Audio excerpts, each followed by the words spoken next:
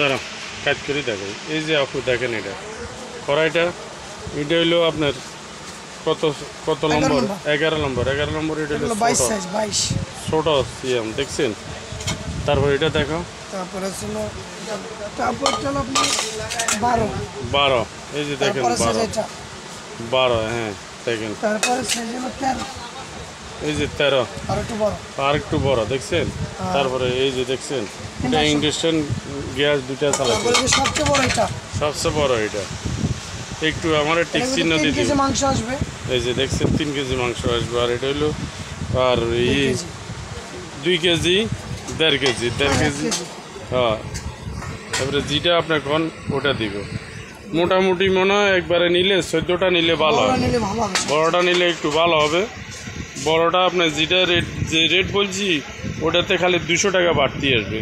14 নম্বরটা, 14 নম্বরটা মনে নিলে স্ট্যান্ডার্ড সাইজ আপনার 14টা নেন, 14টা নেন 200 টাকা তো বাড়তি আসবে। তারপর ভিডিওটা আমি পাঠিয়ে দিচ্ছি, একটু দেখি জানান।